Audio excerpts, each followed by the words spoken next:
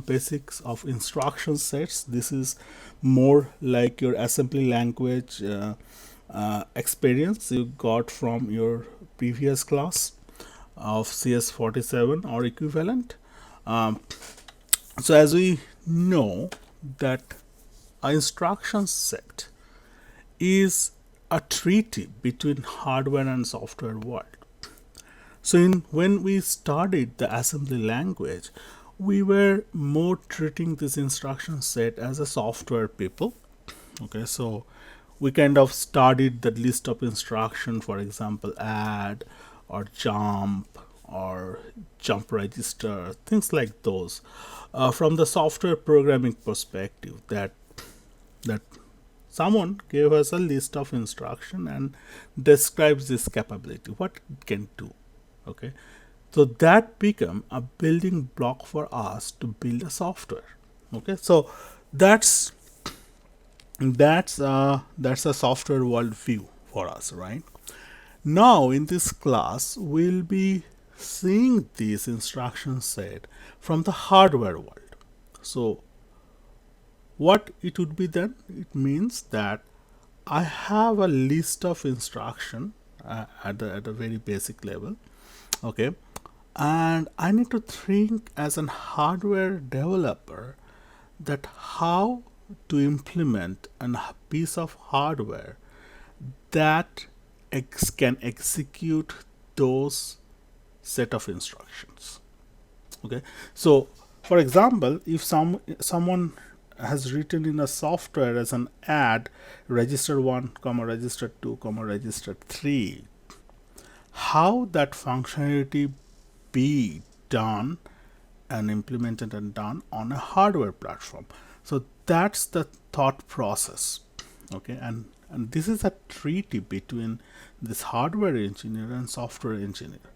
Software engineers realize that, hey, my hardware will give this functionality, like for example add r1 r2 r3 will add up values stored inside r2 and r3 and place the result in r1, where from the hardware perspective is that that engineer will design and implement a piece of hardware which upon getting the instruction add r1 r2 r3, it will go and add up content of r2 and r3 and place the result in r1. Okay, so that's what is meant by a treaty between the hardware and software world. Hardware provides the functionality and software world gets the functionality from the hardware to build complex software. So some reviews, like what does an instruction set contains? It contains like a general outline of the data storage, list of instructions and operations, detail of the operation encoding in the binary, and also like it basically lists the various detailing of an instruction. Okay, and it can be very detailed. By the way, you can take an example as an R8 instruction set as in given in this specific link. You'll see that's a couple of 100 page of document just on the instruction set. Probably you haven't seen it in your previous class on CS47 or equivalent. You basically dealt with probably couple of pages of instruction and little bit on the memory outline, data outline, etc. But in real world, instruction set specification will be very detailed, like to the last bit, I would say, to the last bit. Okay, last possible bit. It will be very detailed because that gives software engineers understanding of the hardware behavior at the software level, and also give the hardware engineer a specification of what to build. So this will be very detailed documentation, I would say, at the instruction set level. So bottom line is this: instruction set is complex, it can be very long, it has to be very detailed. Okay, but in this class we won't be dealing with this complex real world scenario. We'll somewhat build our own example in a very small scale so that we can handle it at at class level, inside the class and within the time frame we have in the whole semester. But this specific lecture is very important for the entire semester because all various projects and concepts will be derived from this specific instruction set I'm going to describe. Okay, so please pay attention to this. So we call this instruction set as CS147DV. Okay, why DV? I named our system as a Da Vinci, as in giving some respect to this world famous Leonardo da Vinci work, and I like that guy, so I just made it a short form of DV. So that's the history. Okay, nothing very interesting there, but we'll call it throughout the semester CS147DV instruction set. It is kind of derived from the MIPS instruction set, a simplistic MIPS instruction set, you can say. Whoever took CS47 from me or took a MIPS class outside San Jose State, they know what I'm talking about. But whoever doesn't know about the MIPS instructions shouldn't worry much, because this instruction set, what I'm going to describe, is self-content. Okay, you should be able to understand without even knowing MIPS. But for those who knows MIPS, you will see very stunning similarity between this CS147DV instruction set and the MIPS, because it's basically derived out of that. So three types of instructions we have: RType or register type, immediate or IType, jump or JType, and they have different various encoding format definition already specified for this instruction set. So this is required for the assembler designer, whoever is writing assembly code for this specific instruction set. They need to know like how to encode certain instruction. Okay, so these are different field of the instruction. RType has like a field opcode, register source, register T. It's called a target register for some reason, and RD is a destination register. Then we encode shift amount and function. And what here you need to pay attention to the number of bits. So it's saying says 0 to 5, 6 bit it's dedicated for the function encoding, then 6 to 10 for the shift amount, this is 5 bit, another 5 bit for the RD, another 5 bit for the RT, another 5 bit for the RS, and so on and so forth, and another 6 bit for the opcode. IType on the other hand is a little bit different from the RType, where it encodes RS and RT, and the other argument is immediate. Okay, I'll explain what this immediate argument means in a while. And it has the opcode. So opcode field, if you observe for the three type of instruction, they are kind of at a constant place. Bit 26 to 31 defines the opcode for any instruction. Okay, and then depending on the instruction type, all the other fields come into picture.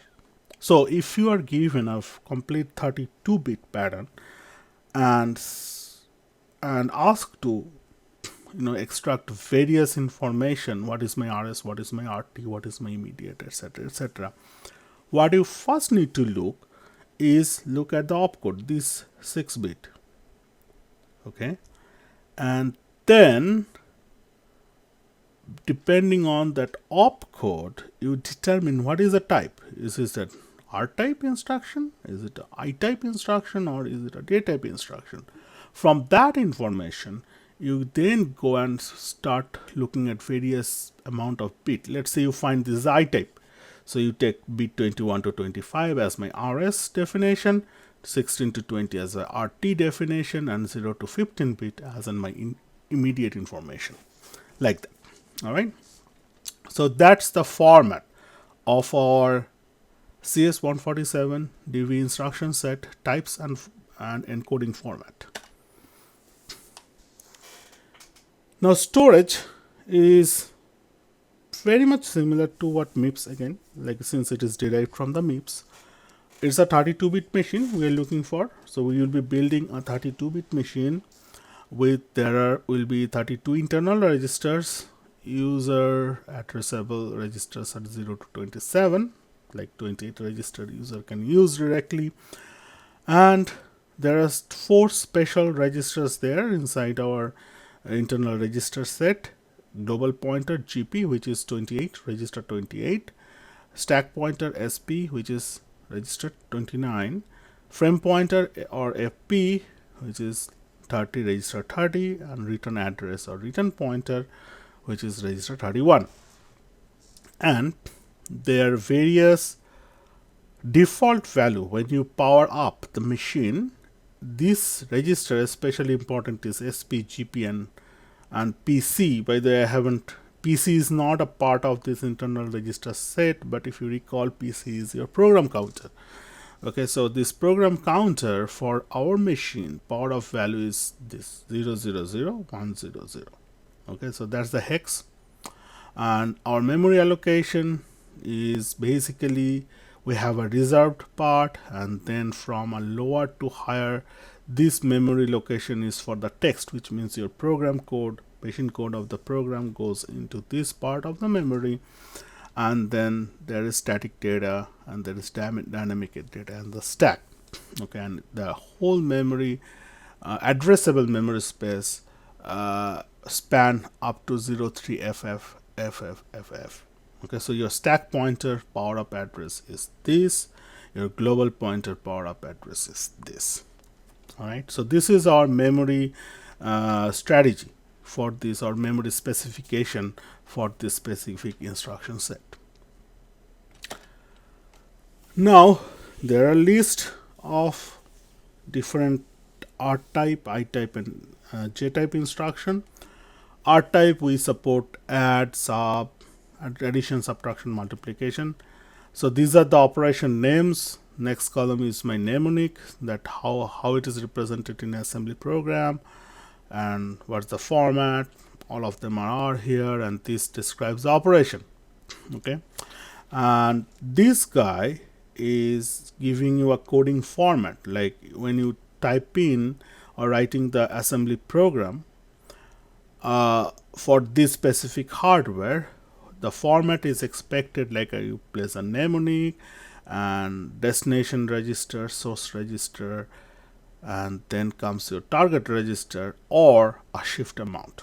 Okay, for the shift operation. Yeah, shift logical, right? Logical use this shift operation, that value. Okay, so that's the coding format, and this is also like this your encoding, binary encoding format of the RType. The last column for the RType instruction says opcode and a function. So RType, if you recall, this guy has two fields, opcode and function. Together they define what my mnemonic is corresponding. Okay, so for any RType instruction, you pick any one of them. If you see opcode is all 0 always. Okay, it's only differentiate in the function field. So this is hex 20, hex 22. This is a 6-bit field. So if given a binary like 32-bit bit binary to you for a RType instruction, that means how do you know your most significant 6 bits will be zeros, and then you look at the function code, and then you see, let's say that becomes 20, so you know my mnemonic is add, okay, which is an addition operation. Then we readily know what is the operation is this going to be. It will access the register RT, then register RS, whatever they specify, maybe 2, 3, and register 2, 3 is added and then placed into 1 as an example of that add R1, R2, R3. So in that example, your RD is R1, RS is R2, RT is R3. right? So this function will add up those values and place the result into your R1 in this example. Okay, so you go through this list very carefully, understand the operation, what it does, and let me know if you have any doubt on this. Now, RType instruction. Okay, so similarly we have the coding format, the mnemonic. It's now, there is no RD, but it is RT, RS, and immediate. I just put their binary format, encoding format, 32-bit binary encoding format for the RType. We have the names, all the functions, all the mnemonics, format type, and the operations, and the opcode. Now there is no function code here in this case, right? So we only have the opcode. Now there are some special points to mention here, especially on this branch address, right? So branch address is given for this specific two instruction, branch on equal and branch on not equal.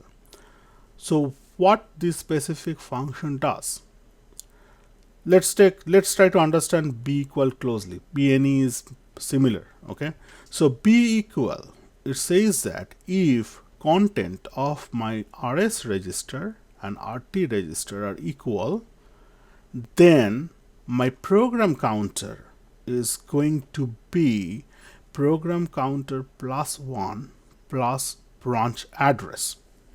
Now point is that how do we compute the branch address? This is given right here. So your branch address is derived from the immediate field. Okay, so this immediate field is 16. So 0 to 15 bit, 16 total bit, right? Index 0 to 15. So you pick up the last bit, like this immediate field's most significant bit, bit 15, and replicate it 16 times. So let's say if it was a 1, this 16th bit was 1, then we have 16 1 in front, and then rest of the immediate pattern. Okay, if it was 0, then it will be like 16 zeros and then this immediate bit pattern. So this is how we derive the branch address inside hardware. Okay, so this is what is meant by the branch address. So let's recall. Okay, so this function will access these two registers, compare them, and if they are equal, then program counter value will become current program counter value +1 plus the branch address, which is derived from the immediate bit pattern. Okay, so what this signify? It signifies that what is my next instruction is going to be. In general, like if there is no branching in the code, so next instruction will be accessed from a memory location PC +1. Okay, let's say PC is now accessing like 10010000. So next instruction will be 10010001. Okay, PC +1. Okay, current value of the PC increased by 1. That will be your address of the next instruction.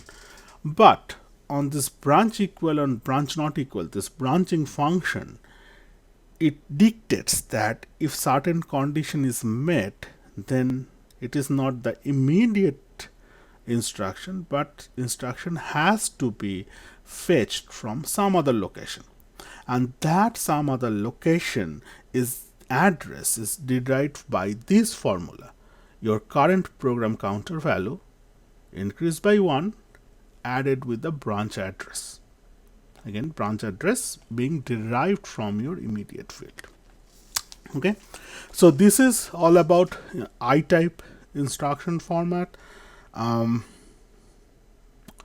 There is nothing special about this. Oh, probably you remember these two terms, sign extension immediate and zero extension immediate. What does it mean is that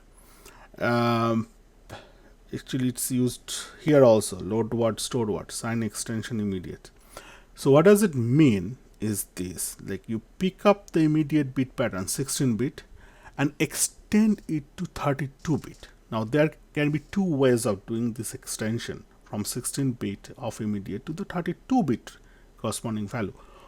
One is you pad up with all zeros, like you prepend this immediate bit pattern with 16 zeros. That is the zero extension of immediate field, 0 EXTIMM. That's what we call here. Okay, so you pad up with 0, prepend zeros, 16 zeros on this 16 immediate bit, and the 32-bit pattern you get, that is your extended bit pattern. Now if I need to sign extend the bit pattern, which I described here also, branch address is nothing but a sign extension of the immediate field. Okay, so this branch address is a sign extension of the immediate field. So what we do, we pick up the sign bit, which is the 16th bit of the immediate, replicate it of the 16 times. So if the sign bit is 1, we'll have 16 prepended with immediate bit pattern. If the 16 bit is 0, then 16 zeros will be prepended with the immediate bit pattern. Okay, moving forward, jump type. There is not much of jump type. There is a jump link and jump. Jump is simple, you jump to that address. Okay, and your whatever address you specify with this 26-bit coding format mnemonic and address, and your jump address will be 6-bit 0 prepended to the address.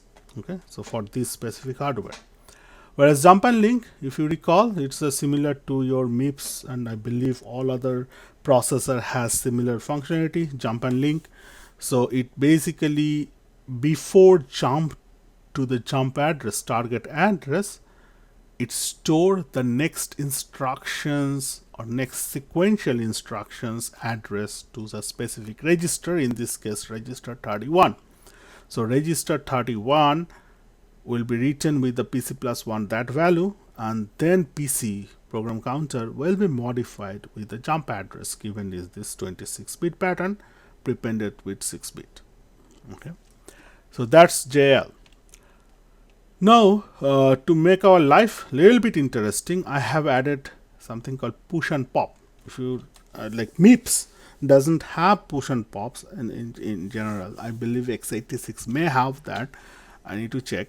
But here we added this push and pop just to give a little flavor to our whole project we are going to do based on this instruction set.